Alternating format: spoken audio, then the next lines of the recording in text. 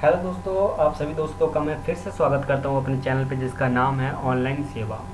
आज के टॉपिक में हम सीखेंगे कि हम टैली में जीएसटी के साथ पॉइंट ऑन सेल की एंट्री कैसे करेंगे। पॉइंट ऑन सेल क्या होता है दोस्तों? जब हम किसी मॉल या किसी ऐसे शॉप पे जाते हैं जो प्रिंटिंग करके हमें इनवॉइस देते हैं, वो पॉइंट ऑन सेल कहलाता है।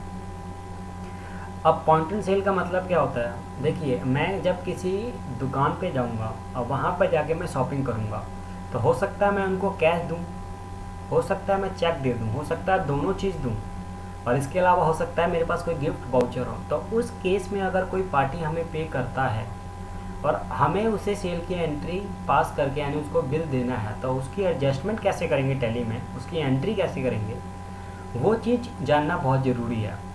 तो चलिए, टॉपिक स्टार्ट करने से पहले मैं आप सभी दोस्तों से रिक्वेस्ट करना चाहूँगा कि आप मेरे चैनल को ज़रूर सब्सक्राइब कर लीजिएगा, ताकि यहाँ पे जब भी मैं टिप्स एंड ट्रिक्स से रिलेटेड या किसी भी नई टेक्नोलॉजी से रिलेटेड वीडियो अपलोड करूँ तो उसका नोटिफिकेशन आप तक पहुँचे और आप उस वीडियो का फ़ायदा ले सकें।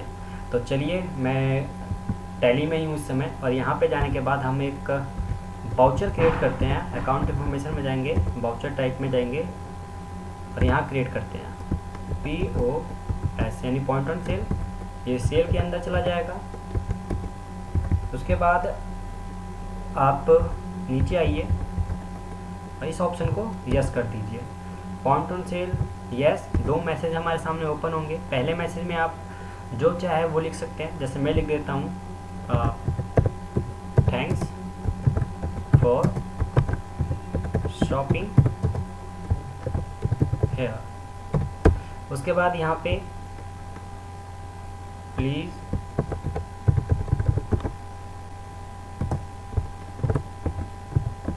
Visit again. यहाँ पे आप प्रिंट पे क्या टाइटल लिखना चाहते हैं वो लिख सकते हैं। मैं लिख देता हूँ अपनी फॉर्म का नाम, चौहान एंड अकाउंटेंट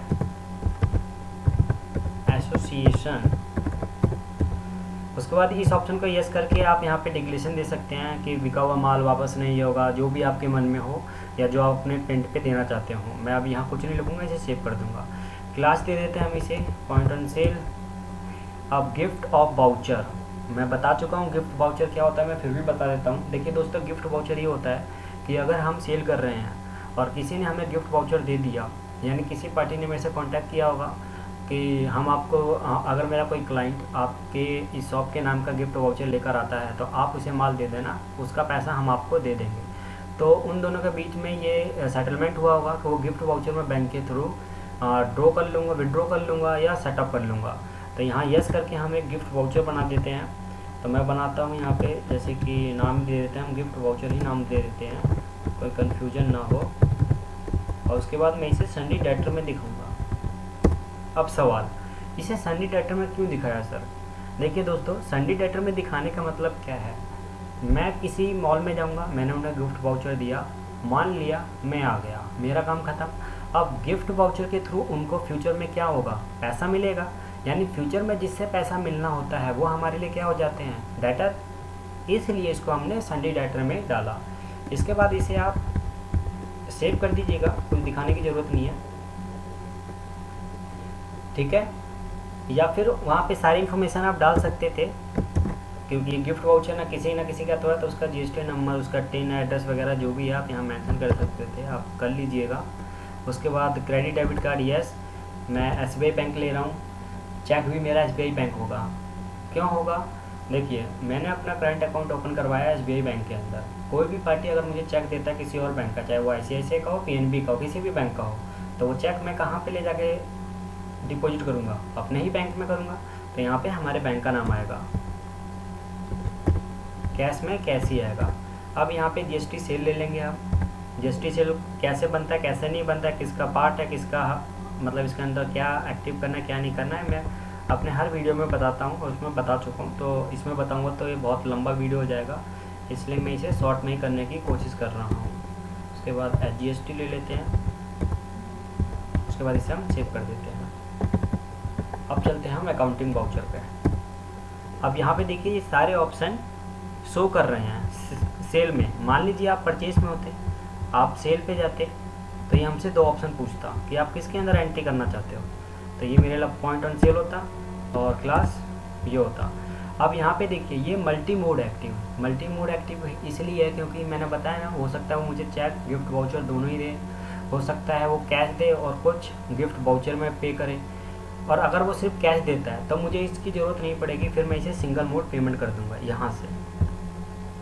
और अगर उसने डिफरेंट टाइप ऑफ पेमेंट किया तो मैं मल्टी मोड एक्टिव कर दूंगा। अब यहाँ पे हम पार्टी सेलेक्ट कर लेते हैं और पार्टी हम चेक कर लेंगे कि ये हमारे लिए सन्नी डेटर और क्रेडिटर है। ठीक है, सन्नी डेटर ही है।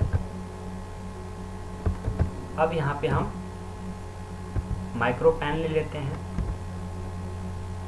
अमाउंट यहाँ पे आ गया 45,000। ऑटोमेटिक इसने कैसे कनेक्ट करा, प्लीज़ ये मत पूछिएगा कि आपने इसमें क्या जादू कर दिया।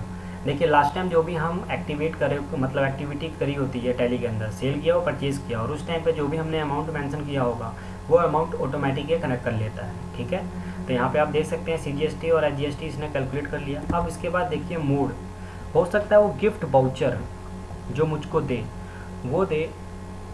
अमाउंट कितना बन रहा है 50,400 का, तो उसने 10,000 का तो मुझे गिफ्ट वाउचर दे दिया। ठीक है, SBI बैंक यानी जो उसने मुझे चेक दिया, उसने चेक दिया मुझे 10,000 का या 20,000 का ले लेते हैं, 20,000 का चेक दिया। उसका मतलब ये सॉरी चेक नहीं, डेबिट क्रेडिट कार्ड चल रहा है कि उसने डेबिट कार्ड या क्रेडिट कार्ड से 20,000 रुपये दे दिया। उसका कार्ड नंबर जो भी होगा वो कार्ड नंबर आप डाल सकते हैं। उसके बाद उसने चेक दिया होगा हमें, तो चेक दिया उसने, मान लीजिए